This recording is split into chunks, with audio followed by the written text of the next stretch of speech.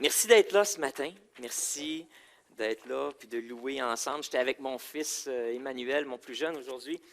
On est parti tôt, fait que je l'ai laissé dormir un petit peu à la maison, puis ensuite je suis allé le rechercher, puis en s'en venant, on parlait un peu de l'Église, puis pourquoi, qu'on est là. Puis il y a quelque chose d'unique lorsque les enfants de Dieu se rassemblent ensemble dans un même lieu. Il y a pas juste une atmosphère différente, mais il y a une onction différente aussi lorsque le corps est rassemblé comme ça, ensemble. Et Dieu parle différemment, Dieu agit différemment. Dieu agit très bien chez moi. Moi, je suis capable d'avoir des temps extraordinaires avec Dieu, chez nous. Des temps où je sens que le ciel s'ouvre, où je parle avec lui, et puis c'est merveilleux, c'est divin. Mais il y a quelque chose, une autre expérience qui est unique à celle d'être rassemblés ensemble et de le vivre ensemble, comme on le fait ce matin.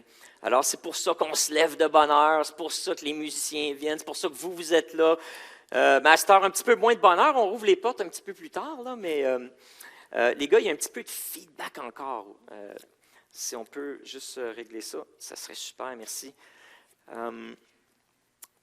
Puis, alors aujourd'hui, bien, on y va dans Marc.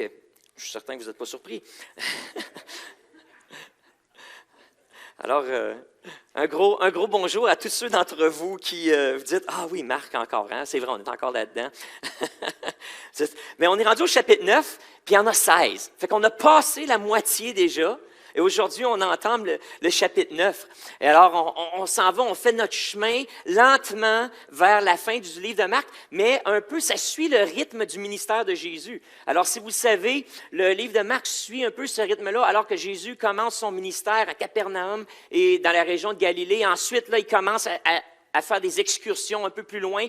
En fait, aujourd'hui, on le voit, comme la semaine dernière, il est à Césarée-Philippe, qui était au nord là, du pays, vraiment pas à l'extrême nord, mais vraiment dans une région plus nordique. En fait, si on peut mettre la photo du mont Hermon, Elliot, si tu l'as. Oui, alors voilà, je ne sais pas si on le voit bien ici, on a la plaine, puis on a le mont Hermon. En fait, si vous allez en Israël aujourd'hui, vous pouvez aller faire du ski sur le mont Hermon.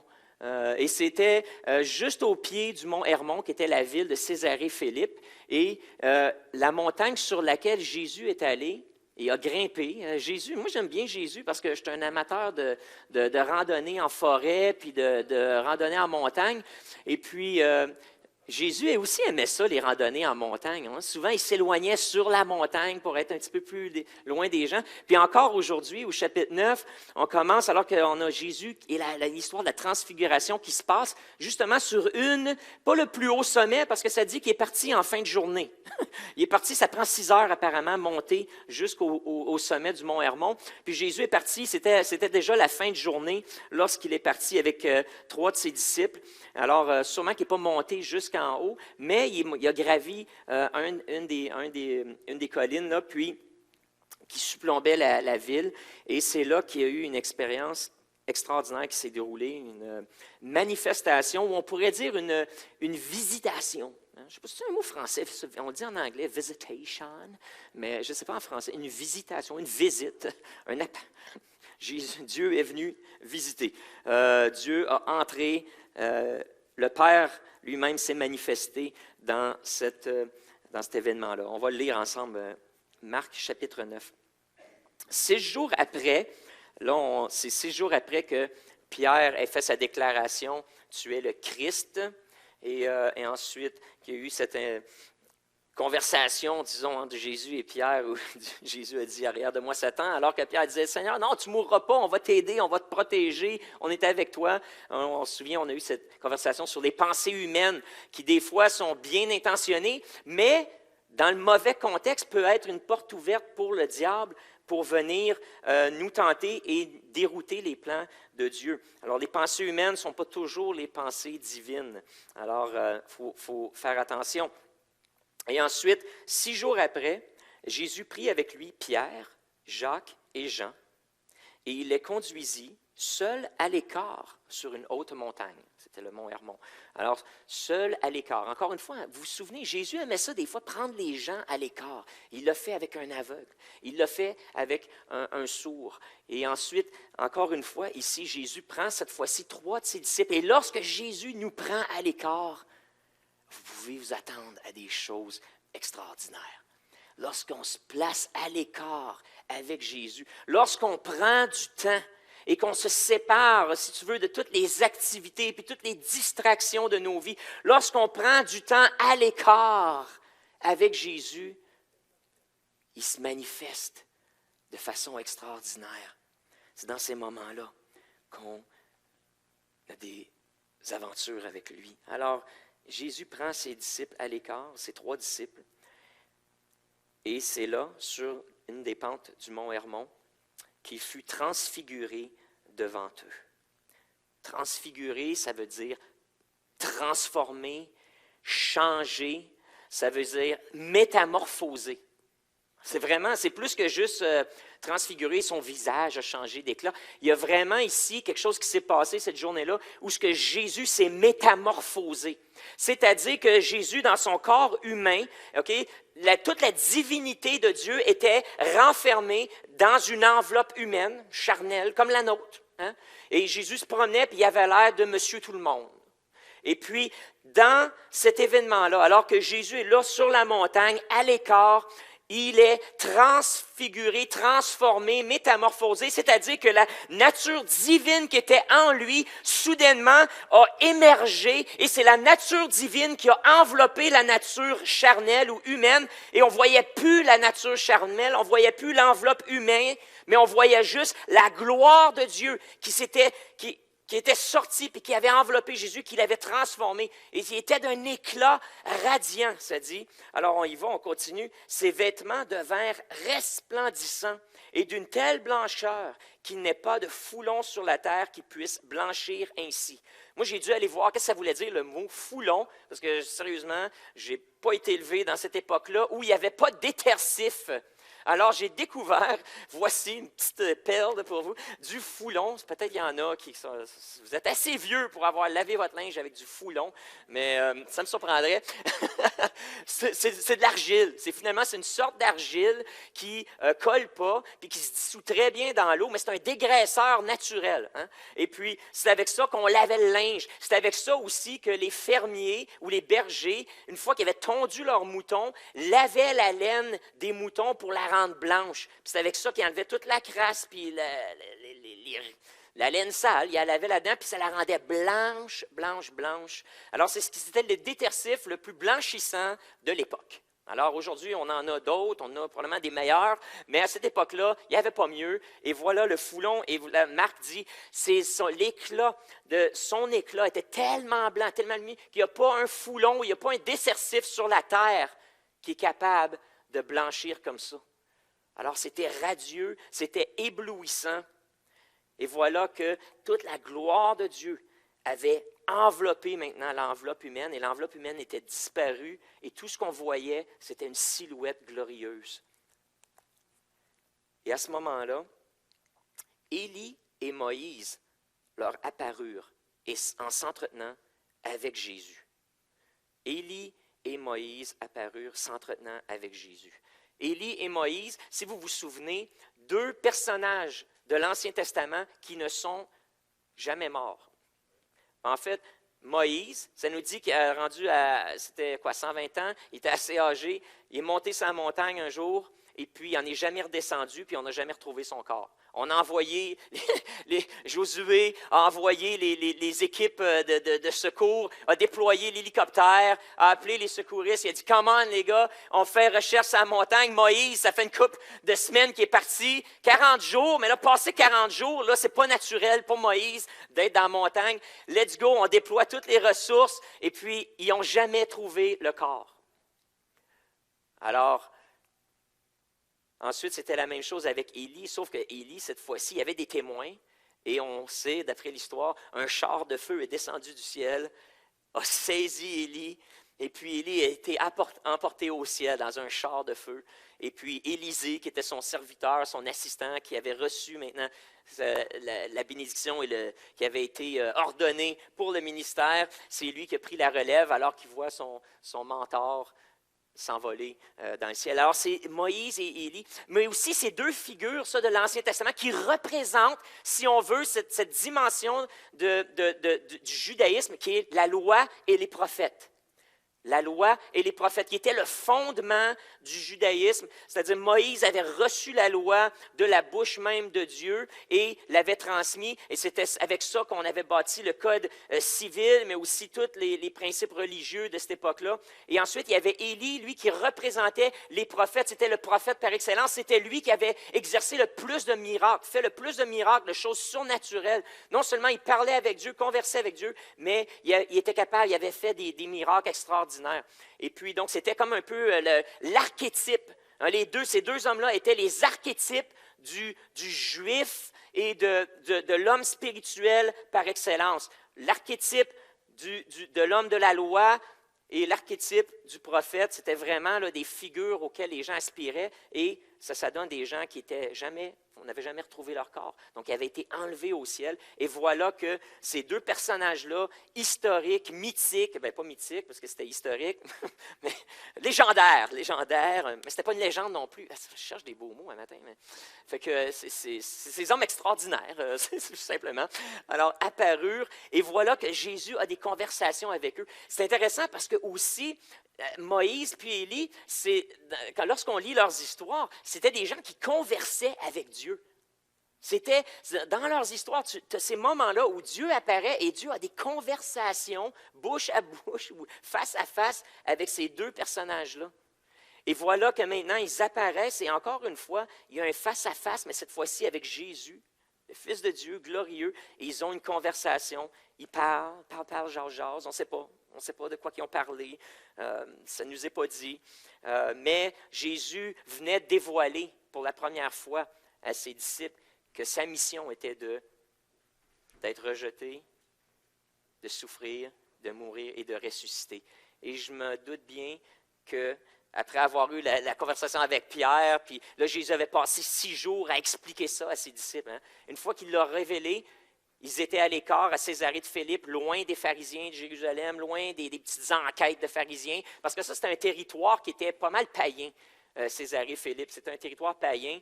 C'était un territoire, il y avait beaucoup d'idoles dans cette région-là, puis c'était vraiment, ça avait été romanisé, si je peux dire, ou repeuplé par les Romains, et puis des gens de toutes les différentes contrées de l'Empire qui étaient venus s'établir là. Donc, c'était très païen.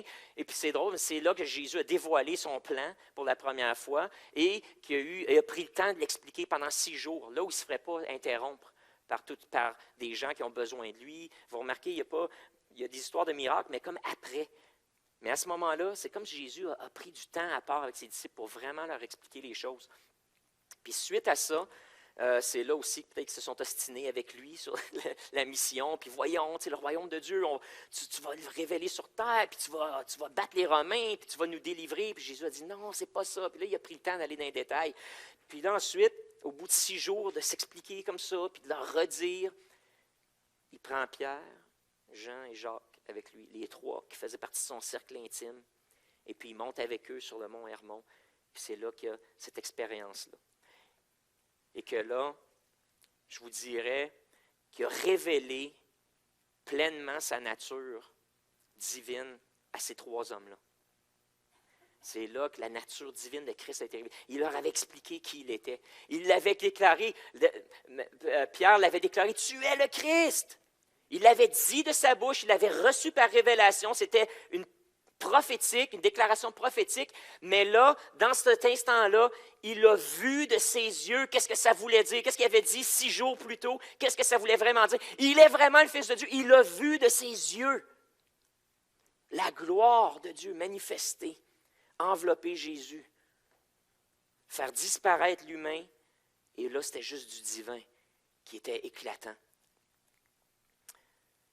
Et à ce moment-là, Pierre, prenant la parole encore, Pierre, fidèle à lui-même, hein, un homme d'action, un homme qui veut faire partie, qui veut être au centre de tout ce qui se passe.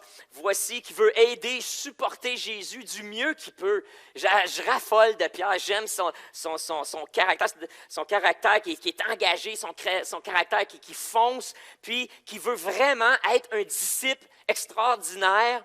Il veut être le chouchou peut-être, mais je pense qu'il veut juste être utile, puis faire sa part. Puis voilà qu'encore une fois, une pensée humaine, bien intentionnée, il dit « Rabbin, Rabbi », qui veut dire « Maître, il est bon que nous soyons ici. » Tu peux être sûr qu'il est bon. Quand la gloire de Dieu descend, là, c'est bon, c'est bon. Et là, il dit, c'est bon qu'on soit là, je suis content, merci de nous avoir invités. Tu n'as pas juste gardé ça pour toi. Et voilà, il est bon qu'on soit ici. Puis, faisons durer le plaisir, faisons durer ça. Dressons 3 tentes, une pour toi, une pour Moïse et une pour Élie. Ici, encore une fois, le mot tente, c'est 3 tabernacles. 3 tabernacles, comme le même mot qu'on utilise dans l'Ancien Testament, lorsqu'on avait la tente d'assignation, lorsqu'on avait le tabernacle dressé dans le désert, là où la gloire de Dieu descendait, c'est le même mot ici, les tentes, 3 tentes, dressons 3 tabernacles, 3 lieux saints où toi, tu peux être, et ensuite Moïse puis Élie vont avoir aussi le leur, puis nous autres, on va vous servir, on va monter les tentes, puis on va tout faire ça. Fait que les autres, c'est comme son intention, hey, c'est tellement bon la présence de Dieu, je ne veux jamais partir d'ici.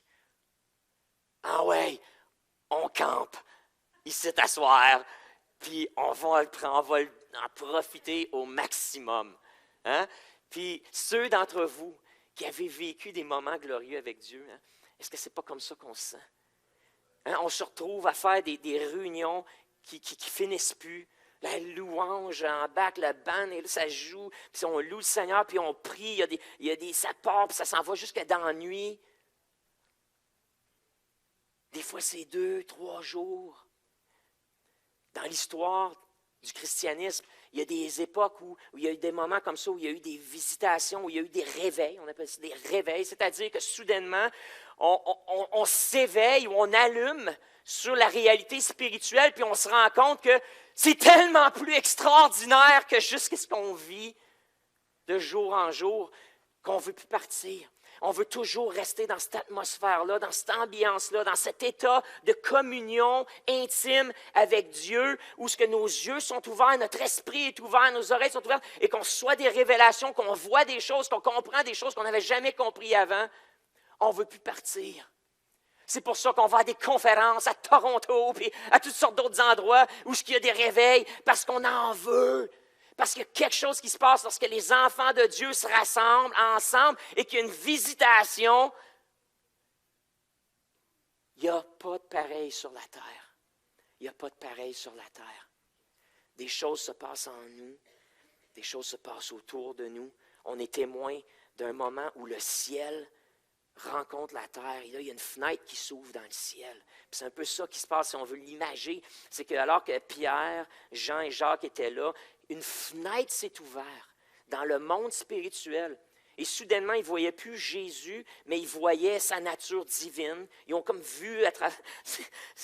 Puis ensuite, ces 2 hommes-là qui sont déjà dans la présence de Dieu, dans la glorieuse, qui apparaissent, qui se mettent à parler. C'est comme si le ciel s'est ouvert. Et puis là, ils étaient comme des petits oiseaux, les autres, sur le bord de la fenêtre, puis ils regardaient ce qui se passait dans le ciel. Il est bon qu'on soit ici. On ne veut pas partir. Faisons du camping. Faisons des tentes. On va vous servir. Mais attendez, ce n'est pas fini. Alors, faisons des tentes. Car il ne savait que dire. C'est intéressant, ça. Marc, ici, qui était, vous vous souvenez, c'est quoi la relation entre Marc et Pierre? Là, j'espère que vous le savez depuis là, qu'on parle de Marc. Là. OK? Pierre était rendu à l'époque où Marc a écrit. Pierre était pasteur de l'Église de Rome. Et Marc était un peu le scribe de Pierre, c'est-à-dire que Marc avait suivi Pierre, avait écouté l'enseignement de Pierre, avait pris des notes. Et là, Marc est en train d'écrire son évangile en se basant sur les histoires que Pierre lui a racontées. Et c'est intéressant parce que c'est probablement l'évangile où Pierre est presque le plus... il est très présent, mais il n'est pas présenté sur un jour glorieux nécessairement. Son humanité est vraiment présente. Et on dirait que Pierre a dit à Marc, écoute, quand tu vas écrire ça, là, assure-toi que Jésus a la gloire, puis que moi, j'en ai pas. OK, c'est à lui qu'appartient toute la gloire. Puis voilà qu'il y a tout le temps des petits commentaires comme ça. Hein, tu sais, Pierre a mis son pied dans sa bouche, il a repris Jésus en le prenant à l'écart pour le reprendre. Jésus a dit, regarde-moi Satan. Puis là, ici, c'est Marc qui dit, et voilà, Pierre dit, hey, Rabbi, faisons des tentes, tu sais, puis restons ici. Car il ne savait que dire. Il était tellement émerveillé, il ne savait pas quoi faire, mais il voulait faire quelque chose, il voulait servir. Fait qu'il a dit ça. On fait du camping, on reste ici à soir. Il ne savait que dire. Pauvre Pierre. Mais ça dit aussi, l'effroi les avait saisis. Intéressant. Ils sont là, dans la gloire de Dieu. Un côté de Pierre, un côté des trois qui sont là, sont saisis de tout ça. C'est glorieux. On reste ici, c'est merveilleux. Puis en même temps, il y a un côté d'eux qui est terrorisé. Encore une fois, le mot ici qui est utilisé pour dire ils avaient peur. Ils étaient saisis d'effroi. C'est vraiment, là, ils étaient terrorisés. C'est vraiment la profondeur de ce mot-là. Ils étaient terrifiés, terrorisés, ils étaient morts de peur. Donc, autant c'était glorieux, c'était merveilleux, mais il y avait ce sentiment-là aussi qui les envahissait de peur, de terreur. Ils ne savaient pas comment gérer ça. Ce moment d'extase, puis en même temps une terreur profonde, parce que ce qu'ils étaient en train de vivre, ils ne l'avaient jamais expérimenté. Mais ce n'est pas fini encore. Soudain, au verset 7, une nuée vint les couvrir. Et de la nuée sortit une voix. Celui-ci est mon fils. J'essaie de prendre ma voix grave. Celui-ci est mon fils bien-aimé. Écoutez-le. Ouais, peut-être que Jésus. C'est mon fils bien-aimé, écoutez-le, là. Je sais pas, c'est moins, ça pogne moins, Claudine, de même. Ceci est mon fils bien-aimé. La nuée, le nuage arrive. Eux autres, sur le mont Hermon, ils sont habitués de voir les nuages en haut, hein, au-dessus. On voyait sur la photo tantôt, les nuages étaient là. Puis là, soudainement, la nuée descend, les enveloppe, et puis une voix sort du nuage. Et ceci est mon fils, écoutez-le. Vous devez comprendre que Moïse puis Élie qui étaient là, les Juifs, c'est Moïse et Élie qu'ils écoutaient. La loi et les prophètes. Même que Dieu avait dit à Moïse, on peut regarder ensemble dans Exode, voici. Puis là, je vais commencer à faire des petits parallèles avec cette histoire-là et l'histoire de la visitation de Dieu sur le mont Sinaï auprès du peuple d'Israël dans Exode, le chapitre, je vais regarder mes petites notes, chapitre 19. Dieu est en train de parler, il dit, maintenant, si vous écoutez, 19 verset 5, si vous écoutez ma voix et si vous gardez mon alliance, vous m'appartiendrez entre tous les peuples, car toute la terre est à moi. Là, le peuple d'Israël est au pied du mont Sinaï, qui est une montagne, l'autre bord de la mer Rouge qu'ils ont traversée, et puis dans un lieu désertique, mais Dieu veut visiter son peuple. Si vous écoutez ma voix, si vous gardez mon alliance, vous m'appartiendrez entre tous les peuples, et toute la terre est à moi. Vous serez pour moi un royaume de sacrificateurs et une nation sainte. Okay? Dieu est en train de donner un appel au peuple juif. Il dit, vous allez être mes représentants sur la terre. Vous allez être mon corps sur la terre. La manifestation, l'incarnation de qui je suis sur la terre. C'est-tu le mien, celui-là? Non, c'est OK. Juste pour être sûr. Des fois, on ne sait pas d'où ça vient. Vous serez un royaume de sacrificateurs et une nation sainte. Voilà les paroles que tu diras aux enfants d'Israël. Alors Moïse vint appeler les anciens du peuple et il mit devant eux toutes ces paroles, comme l'Éternel le lui avait ordonné. Et le peuple tout entier répondit, « Nous ferons tout ce que l'Éternel a dit. » Et Moïse rapporta les paroles du peuple à l'Éternel. L'Éternel dit à Moïse, « Voici, je viendrai vers toi dans une épaisse nuée, afin que le peuple entende quand je te parlerai et qu'il ait toujours confiance en moi. » Et voilà que Dieu, à Sinaï, dit à Moïse, « Je veux faire de ce peuple-là mes représentants sur la terre. C'est eux qui vont établir mon royaume sur la terre. Je vais être le roi, puis vous autres, vous allez être les administrateurs de mon royaume. Et puis, c'est pas juste ça, mais je vais vous donner la capacité d'entendre ma voix, puis de recevoir des révélations, puis je vais vous visiter, vous allez même voir ma gloire et entendre ma voix. » Alors, c'était le privilège du peuple juif de voir la gloire de Dieu et d'entendre sa voix. C'était ça, depuis tout le temps, ça avait été le plan original de Dieu. Mais une fois que Dieu s'est manifesté sur la montagne, il est venu avec du feu, du tonnerre, des tremblements de terre. Qu'est-ce qu'on lit au verset 16? Le 3e jour, au matin, il y eut des tonnerres, des éclairs, et le son de la trompette retentit fortement. C'était la voix de Dieu, ça sonnait comme une trompette. Et tout le peuple qui était dans le camp fut saisi d'épouvante.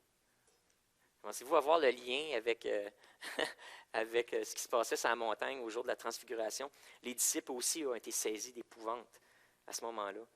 Donc, il y a quelque chose, quand la gloire de Dieu se manifeste, c'est glorieux, mais il y a aussi quelque chose qui fait trembler. C'est que soudainement, dans la gloire de Dieu, on réalise notre petitesse, notre faiblesse. On réalise notre indignité, on réalise qu'on est pécheur et qu'on n'est rien comparé au Créateur de tout l'univers. On prend conscience de notre nature humaine et qu'on est juste une créature. Qu'aux yeux de Dieu, dans notre perspective, si on met ça en perspective, c'est comme prends la personne la plus grande que tu as jamais vue, puis une fourmi qui se promène à terre. Là. C'est un peu, des fois, le feeling qu'on a lorsqu'on est dans la présence de Dieu, c'est-à-dire qu'on réalise sa grandeur, sa gloire, puis en même temps, la perspective est tellement grande que là, on réalise comment est-ce qu'on est petit, faible, mais aussi pécheur. Savez-vous, je lis beaucoup ces temps-ci les réveils. L'histoire des réveils qui se sont passés là, à partir des années 1700 jusqu'au réveil de la Pentecôte de Los Angeles en 1901. Et puis, il y a un phénomène qui se passe lorsque la gloire de Dieu descend, puis un réveil. Un des premiers phénomènes qui se passe, c'est que dans les salles ou dans les champs ou sous les tentes ou les endroits où se passe cette visitation, les gens sont pris de peur.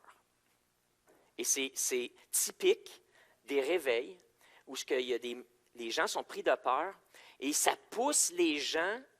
C'est que non seulement ils sont pris de peur, mais ce qu'ils réalisent, c'est que soudainement, ils sont face à eux-mêmes. Et lorsqu'ils comparent leur vie, leur état, avec l'état glorieux de Dieu, la lumière, la gloire de Dieu, la sainteté, la perfection de Dieu, soudainement, on prend conscience de notre état pécheur et on se sent mal, on se sent indigne, on se sent sale, on se sent qu'on ne mérite pas d'être dans la présence d'un Dieu si glorieux. Et il y a cette chose qui se passe dans tous les réveils. Et c'est toujours la première étape, c'est que les gens tombent à genoux et que les gens, des fois, s'effondrent, tombent par terre, mais sont épris de peur, de terreur face au fait que leur âme est seulement digne d'aller en enfer. Et qu'ils ne sont pas dignes d'aller au ciel, là où tout est pur, tout est beau, tout est parfait, qu'ils sont tellement sales, tellement indignes qu'ils ne méritent pas le ciel. Et cet état-là fait qu'ils sont pris de frayeur parce que soudainement, ils réalisent que la seule place qu'ils méritent d'aller, c'est en enfer. Et que dans ces moments-là de terreur, dans ces moments-là d'indignation, ces moments de honte, ces moments de culpabilité effroyables, les gens crient à Dieu puis implorent Dieu pour sa grâce. Et implorent Dieu pour son pardon. Implorent Dieu d'avoir pitié d'eux.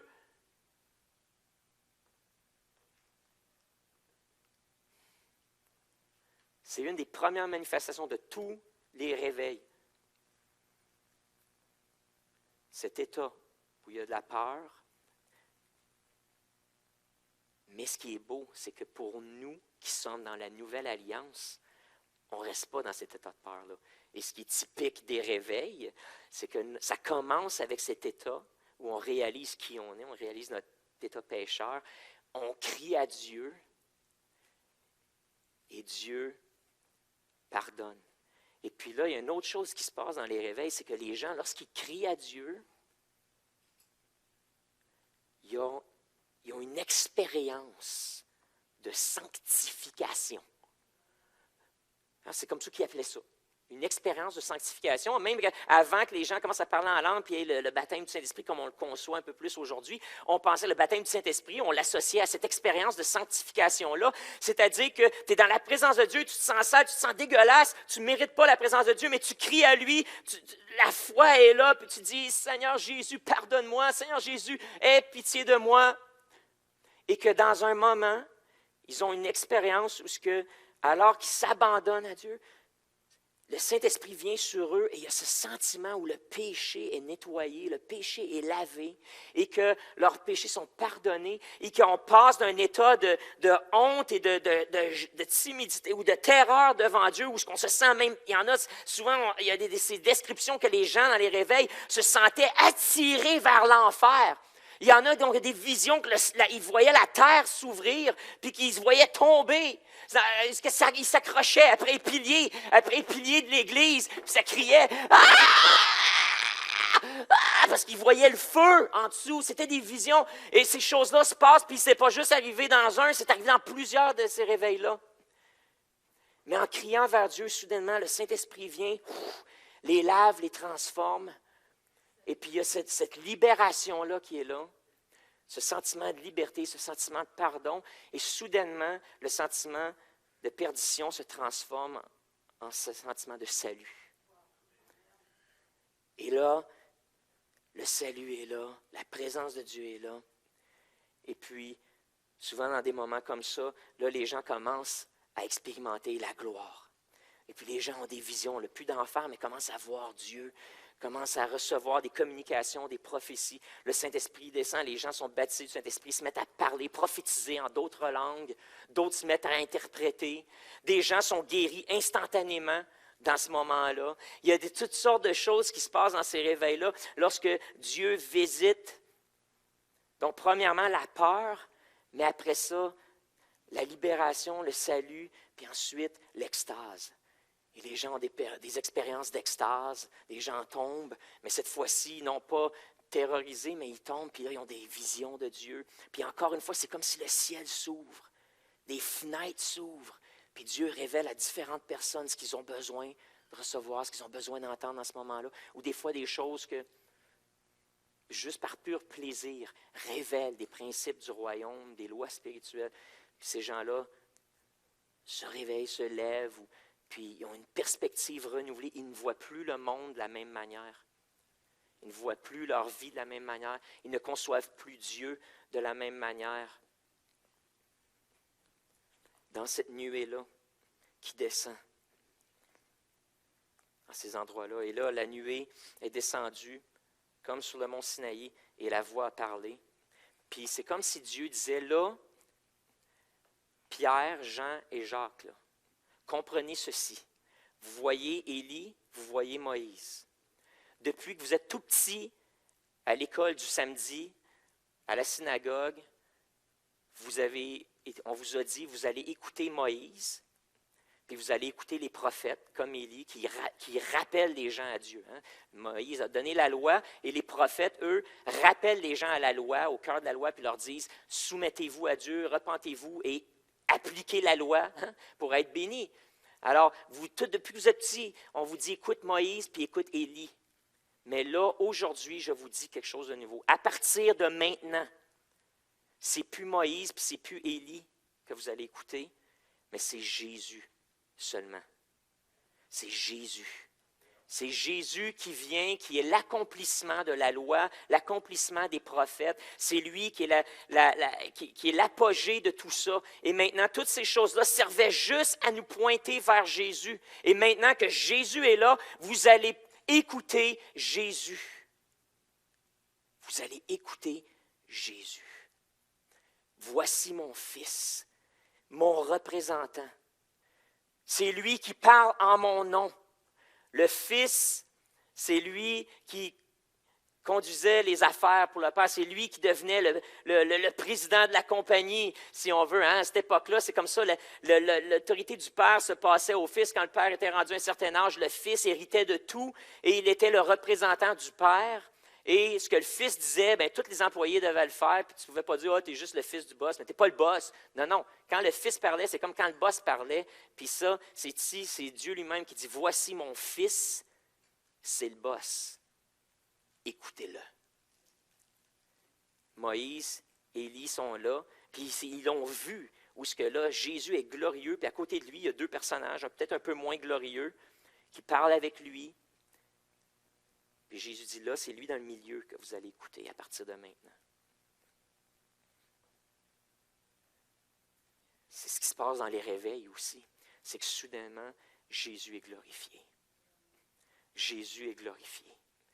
Toutes les manifestations du Saint-Esprit, toutes les choses, les extases que les gens ont, toutes ces expériences de perdition, mais ensuite de salut, de restauration, toutes ces délivrances, ces guérisons-là, servent à quoi? Pas à glorifier le Saint-Esprit, mais ils servent à glorifier le Fils, à tourner les regards vers le Fils qui, lui, a ouvert la porte du ciel. C'est lui, son sacrifice, qui pardonne nos péchés. C'est le Fils qui est glorifié. C'est le Fils qui est élevé. Tout ce qui se passe dans les réveils, tout ce qui se passe dans des visitations surnaturelles servent à élever Jésus, à nous faire diminuer nous, mais à nous faire goûter sa présence et nous faire l'admirer encore plus, nous faire prendre conscience davantage de la profondeur de ce geste, de son sacrifice, mais aussi de sa résurrection, du fait qu'il est encore vivant, du fait qu'il est le chef de l'Église, qu'il est notre maître, qu'il est notre enseignant encore, qu'il est celui qu'on suit, qu'il est celui pour qui on vit, qu'il est celui pour qui on donne notre vie. Tout est pour Jésus, le chef, la tête de l'Église. C'est lui, le Fils de Dieu glorifié, qui est le maître de l'univers, encore aujourd'hui, qui est le roi du royaume de Dieu, qui, lui, a établi son royaume lorsqu'il est venu,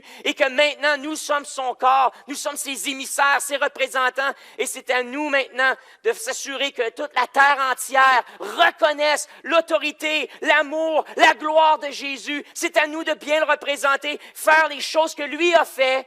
C'est à ça que ça sert, les réveils. C'est à nous réveiller, Église, à nous réveiller, nous faire sortir de nos petites habitudes, nous faire sortir de nos carcans, faire tomber nos oreillères, nos œillères, puis de voir le royaume de Dieu tel que Dieu veut qu'on le voie, afin qu'on en soit émerveillé, afin qu'on en soit rempli, afin qu'on en soit vendu, et ensuite on passe à l'action. C'est à ça que ça sert des visitations, c'est à ça que ça sert des réveils, afin qu'on passe à l'action et qu'on partage ces vérités-là. Les réveils servent à glorifier Jésus, à nous faire voir le royaume de Dieu, puis ensuite glorifier Jésus et à faire ce que lui nous commande de faire, ce que lui nous demande de faire. De mettre nos pensées humaines de côté et là, commencer à saisir la pensée de Christ et dire, ça, c'est la volonté que je veux faire, ça, c'est les plans que je veux faire, c'est ses plans à lui. Il y a toute cette dimension où soudainement on se soumet corps et âme à l'autorité, la gloire, la splendeur de Christ. Voilà à quoi servent les réveils. Et voilà que cette journée-là, les disciples ont participé dans cette visitation où Dieu a ouvert le ciel et a permis juste à 3 des disciples, n'est-ce pas étrange, hein? 3 disciples seulement. Mais il y en avait 12, là, me semble. L'histoire nous raconte qu'il y en a 12. Mais dans ce cas-ci, il y en a juste 3 qui sont allés avec lui. Puis ça, j'ai parlé de ça avec Dieu. J'ai dit, Seigneur, il me semble que ce n'est pas juste. Non, mais tu regardes l'histoire, là, les 12 ont sacrifié leur vie, là, autant l'un que l'autre. Là. Les 12 ont prêché, puis ont été des missionnaires partout dans l'Empire romain. Les 12 étaient là avec Jésus dans le jardin. Les 12 ont vu Jésus après sa résurrection. Mais pourquoi que dans ce moment-là, il y en a juste 3 qui ont été choisis? Juste 3. Puis, ben, voyons un peu qu'est-ce que l'histoire nous raconte, puis peut-être qu'on peut trouver des indices dans le texte. Ensuite, une fois que la voix a parlé, au verset 8 du chapitre 9 de Marc, aussitôt les disciples regardèrent autour d'eux et ils ne virent que Jésus seul avec eux. Bon, la visite est partie. Puis là, Jésus est là, avec son enveloppe charnelle, son corps humain. La lumière est partie, le nuage est parti, plus de voix. Puis, il est là, Jésus seul avec eux. Comme ils descendaient de la montagne, Jésus leur recommanda de ne dire à personne ce qu'ils avaient vu, jusqu'à ce que le Fils de l'homme fût ressuscité des morts. Intéressant. Jésus dit, les gars, écoute, vous venez d'avoir une visitation, vous venez de vivre quelque chose de merveilleux. Je viens de vous dévoiler, ou le Père, dans sa gloire, a choisi de vous dévoiler quelque chose que personne n'a jamais vu, sinon peut-être certains prophètes de l'Ancien Testament. Mais il dit, vos chums ne sont pas prêtes. Les gars dans notre équipe de ministère ne sont pas encore prêts. Fait que là, vous allez garder ça pour vous autres.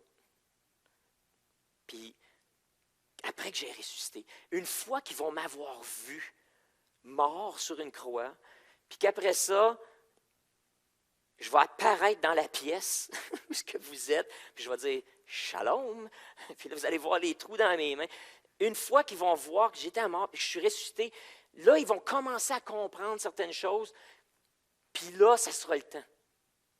Mais en attendant, gardez ça pour vous autres.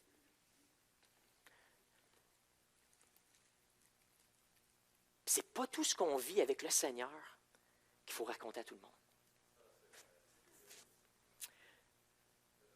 Ça c'est dur.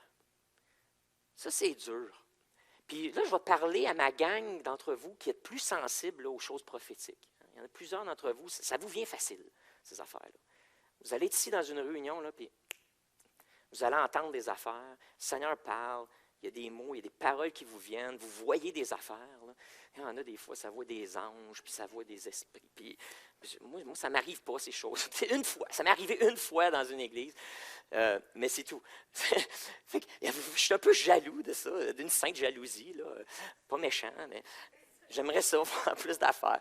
Mais vous autres, ça vous vient facile. Tu sais, vous êtes là, vous allez chez vous, vous allez prier, boum, il y a une parole qui vient. Vous êtes dans votre char, vous êtes à la toilette, il vous vient des paroles. C'est de même, vous êtes sensible de même. Puis, vous êtes bénis, c'est merveilleux, puis il y a une raison que vous êtes comme ça, c'est parce que Dieu, c'est un don, puis il veut que vous aidiez l'Église à grandir dans ces dimensions-là. C'est pour ça que vous avez un don, une facilité, c'est pour que c'est facile pour vous, puis vous puissiez l'enseigner à d'autres. Mais ce n'est pas tout ce qu'on vit dans ces moments-là, c'est nécessairement pour tout le monde. Et puis, ce n'est pas toujours facile de faire la part des choses. Mais voici un bel exemple où des gens vivent une visitation extraordinaire. Écoute, c'était merveilleux, c'était digne là, d'être raconté. Là. C'était digne. Y a-t-il quelque chose de plus merveilleux que ça? C'était digne, cet événement-là, à nous renverser, devrait être raconté. Mais tu sais, dès que tu sors de l'église, là, dès que tu descends de la montagne, tu veux le raconter. Puis Jésus dit non. Moutus et bouche cousue. Jusqu'après la résurrection. Il va avoir un temps pour la raconter, mais tout de suite n'est pas le temps. Et vous devez me faire confiance. Retenez-le, écrivez-le, gardez-le dans votre cœur, méditez dessus, rêvez de ça, Okay? C'est une grâce que je vous ai faite de voir, d'être témoin, de participer à cet événement-là. Mais là, ce n'est pas encore le temps de le raconter. Et puis, il y a des moments comme ça où on doit garder ce qu'on a reçu, le préserver, puis après ça, sonder le cœur de Dieu pour savoir quand est-ce que ça sera le temps de partager ou de le dire. Puis, parce que vous êtes rempli du Saint-Esprit, il va vous le dire. Il va vous le dire. Mais il y a des fois, ce n'est pas vous le problème. Là. Des fois, c'est juste la gang avec qui vous êtes ne sont pas prêtes. Notre gang. Il y a des affaires que Dieu montre que vous n'êtes pas prêts à entendre encore. C'est vraiment le fun, puis j'aimerais ça le partager. Il y a d'autres choses que vous entendez, puis que vous voudriez dire à l'Église, c'est pas le temps, l'Église n'est pas prête encore, on n'est pas là. Il y a des affaires que il faut que le réveil soit là pour créer un temps propice où vous allez pouvoir dire ces choses-là, puis que les gens vont comprendre, au lieu de dire, bon, pour qui tu te prends? Puis des fois, c'est pour nous protéger que le Seigneur dit, garde-les pour toi. C'est pour te protéger. Pour protéger ton ministère, protéger ton cœur, pour pas que tu sois attaqué, pour pas que les gens qui ne comprennent pas ou les gens qui ont une jalousie spirituelle commencent à parler contre toi. Donc, c'est à vous, puis Dieu, de sonder son cœur, savoir. Mais ne soyez pas surpris si le Seigneur vous demande d'attendre. Ou si des fois, Caroline puis moi, on vous dit, « Hey, c'est super, mais ce n'est pas le temps. » Ou peut-être des choses que vous allez révéler, ça va se rendre jusqu'au comité des anciens, puis ça va rester là. C'est correct. Faisons confiance à ce Christ, comment il est en train de diriger son corps et son Église. Mais continuez à avoir des visions, continuez à avoir des paroles, continuez de cultiver vos dons et de cultiver cette acuité spirituelle, cette capacité d'entendre, de voir dans le monde surnaturel, de chercher les opportunités. Continuez, continuez. Ça, c'est votre don, c'est votre privilège. Cultivez-le, développez-le. Puis ensuite, ensemble, discernons les moments propices de partager les choses. Faites confiance à vos leaders. Et faisons confiance à notre leader qui nous dirige ensemble. Mais tombons pas dans le piège de commencer à dire « Mais j'ai vécu quelque chose, puis pourquoi je ne peux pas le dire? Pourquoi tu m'empêches? Pasteur, pourquoi je ne peux pas le dire? Là? Pourquoi vous ne le lisez pas en avant? Ou pourquoi vous ne le partagez pas? Pasteur, pourquoi? Peut-être que je me trompe aussi. Peut-être des fois, on va dire « Hey, non, c'est pas le temps. » Puis vous sentez que oui. Bien, à ce moment-là, on va en parler en équipe, on va en parler ensemble, on va en discuter, puis je vais retourner prier. Moi, si je vous promets que si vous me dites « J'ai un message, parce que je sens que c'est vraiment pour l'Église. » Moi, si je sens que non, puis vous me dites « Mais moi, je sens que oui. » Puis je vais aller chercher conseil, puis même je vais retourner prier. Je vais retourner prier, puis je vais redemander à Dieu. Clarifie ta pensée, Seigneur, qu'est-ce que tu veux? Mais faisons-nous confiance là-dedans, comme moi, je vais vous faire confiance quand vous recevez quelque chose. Faisons-nous confiance. Puis ensemble, cherchons juste la direction de Christ. Parce que moi, je ne sais pas si vous êtes comme moi, mais j'ai tellement hâte qu'on vive des choses, de visitations comme ça. Des visitations, qu'est-ce qu'il y a d'autre dans une visitation? On va remarquer cette histoire-là. Lorsqu'il y a une visitation, il y a des signes visibles. Des manifestations du Saint-Esprit qui sont visibles. C'est-à-dire que Jésus, pouf, la gloire, la lumière, pouf, oh boy, oh, sortez les lunettes de soleil, c'est puissant ça. Alors, il y a des moments comme ça où la nuée qui descend, c'était visible. Encore une fois, dans les histoires des réveils, c'est pas rare qu'il y avait la nuée est descendue. Comme elle descendait sur la tente, lorsque Moïse rentrait dans la tente et que Dieu parlait entre les ailes des chérubins qui se touchaient sur le coffre là, de l'Arche de l'Alliance, la nuée descendait. Puis quand la nuée était là, c'est parce que Dieu avait quelque chose à dire. Puis là, Moïse, il fallait qu'il court puis qu'il rentre dans la tente parce que Dieu était là. Puis ça arrive, ces choses-là, encore. Des signes visibles, ce n'est pas nécessairement juste ceux-là, il y en a toutes sortes d'autres. Au jour de la Pentecôte, c'était des petites flammes de feu. Hein? Il y a comme une flamme qui est rentrée dans la pièce. Puis après ça, ça s'est séparé. Puis tout le monde avec sa petite flamme, là, puis il y avait toute l'air des petites chandelles. Puis ça parlait en langue. Puis personne. Puis là, il y avait les petites flammes. Et voilà. C'était cute. Non, mais c'est un signe visuel. Puis lorsqu'il y a une visitation, il y a des signes visuels.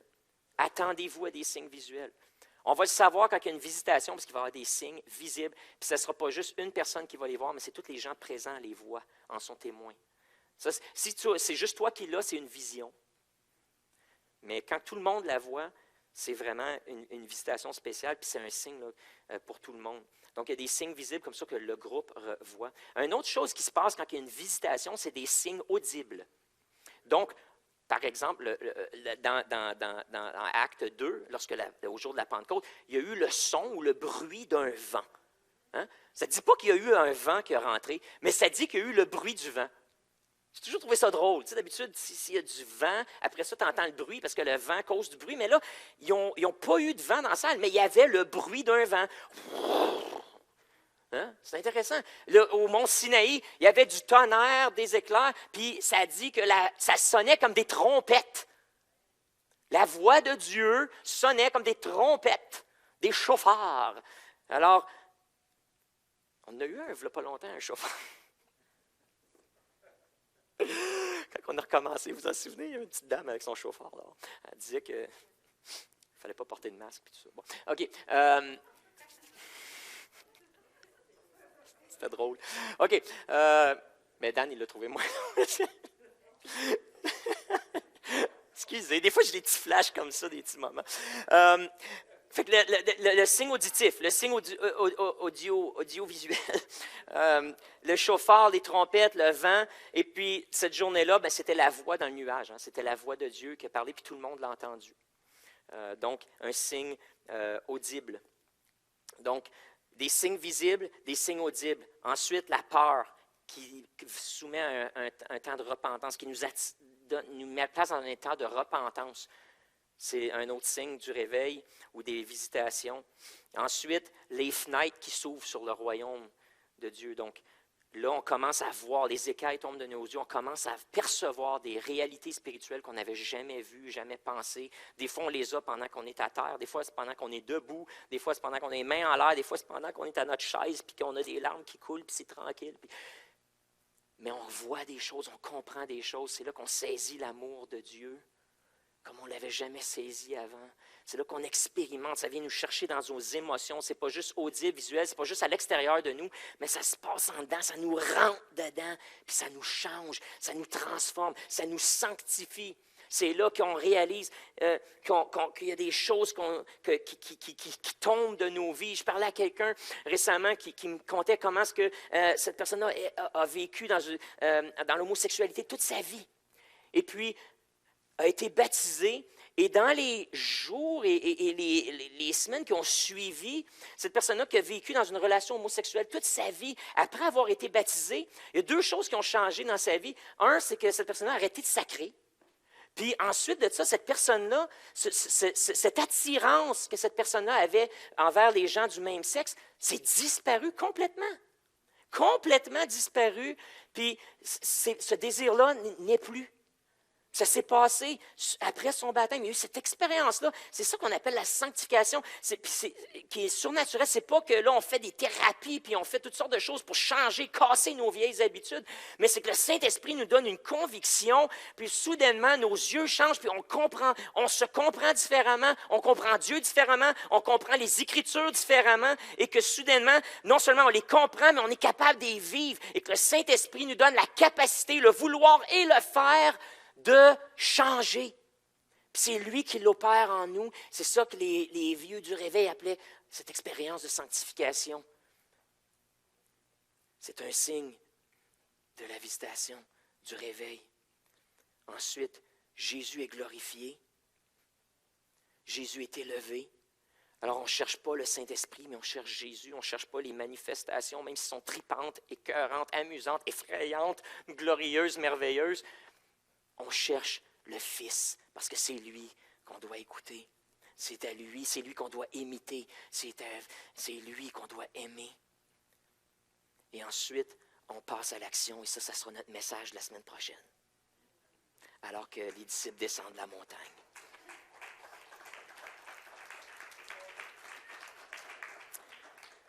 Alléluia. Seigneur Dieu, oh comment aujourd'hui j'aimerais une visitation. Comment à chaque fois, Seigneur, que je me mets à genoux dans un petit coin chez nous, je désire une visitation. Et à chaque fois que je viens à l'église, je me dis, c'est-tu aujourd'hui qu'on va avoir une visitation extraordinaire? Parce que Seigneur, je réalise que j'ai trop encore de pensées humaines qui sont bonnes, des bonnes intentions, des beaux désirs, mais c'est encore humain. J'ai trop d'humains encore qui interfèrent, qui brouillent les ondes, qui gardent les fenêtres du ciel fermées. Ma prière, mon Dieu, c'est que ensemble, on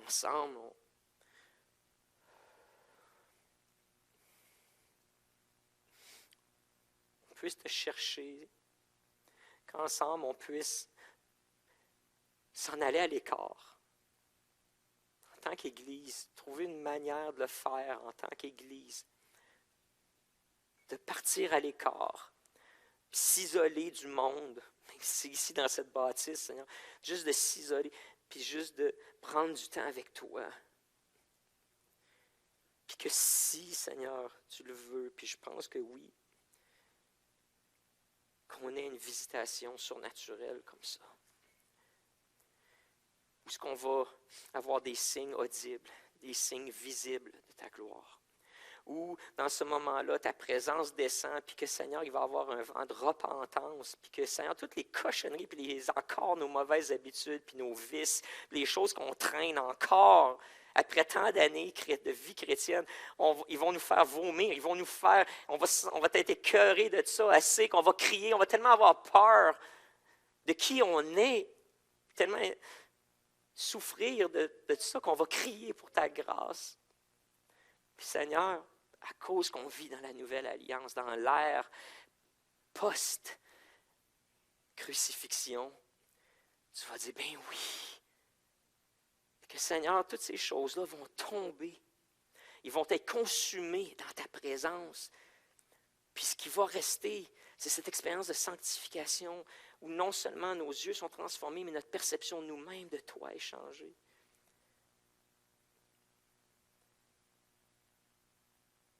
Qu'on va devenir un petit peu plus comme toi. Que ça va être un peu plus facile. Puis que tu vas te révéler. Là. Ensuite, les fenêtres du ciel vont s'ouvrir, puis on va voir, puis comprendre des choses comme jamais. Puis on va en vivre. Puis nos jeunes gens vont avoir des songes. Nos vieux vont avoir des songes, les jeunes des visions, Seigneur.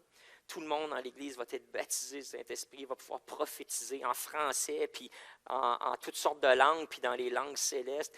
Puis on va pouvoir interpréter ce qui est dit. On va pouvoir imposer les mains, puis à chaque fois, les miracles vont se produire, Seigneur. Parce qu'il va y avoir tellement de foi au milieu de nous. Parce qu'on va savoir, puis on va avoir eu des preuves tangibles et personnelles de ta présence, de ton action, de ton amour. On ne pourra plus douter. Puis dans ces moments-là, que notre foi va être tellement forte qu'on va prier avec audace. Et les choses, ce qu'on va déclarer va se manifester. Puis Seigneur, on va prendre ce qu'on a dans ces temps de visitation-là, puis on va sortir de l'Église. Puis on va aller changer le monde.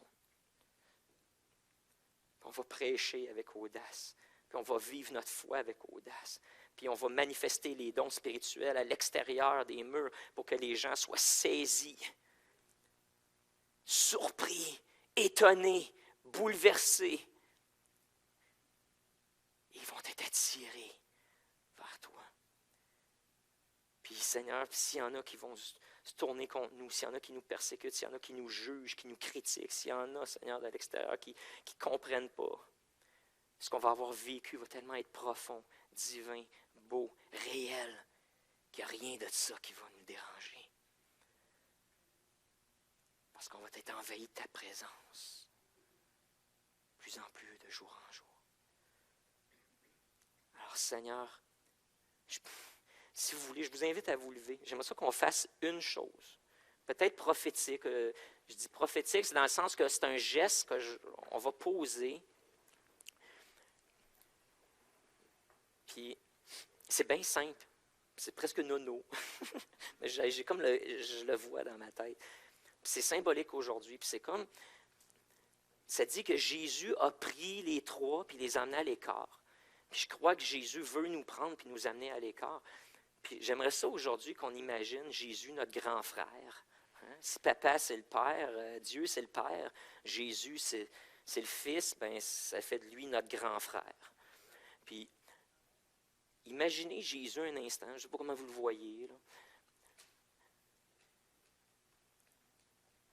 Puis, juste prenez sa main ou mettez votre bras autour de ses épaules. Voyez-le dans votre tête, dans votre imaginaire. Puis, dites-lui, Jésus, amène-moi à l'écart. Ou est-ce que tu veux te révéler à moi d'une façon nouvelle? Prends-moi à l'écart. Puis moi, je suis prête à te suivre. Puis si, peut-être, à lever la main, là, puis juste comme un signe de genre, si lui était super grand, puis vous preniez sa main, puis juste lever une main ou les deux. Jésus, amène-moi à l'écart. Parce que j'ai besoin d'une visitation.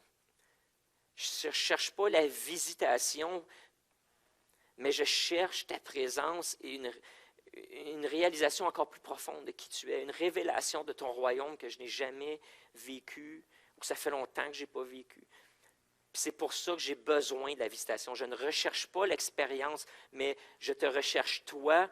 Mais cette expérience-là, qui vient dans ta présence, va fortifier ma foi, je le sais. Alors je te veux, toi, amène-moi à l'écart. Puis moi, je veux te suivre là où tu veux m'amener. Je te fais confiance. Alléluia.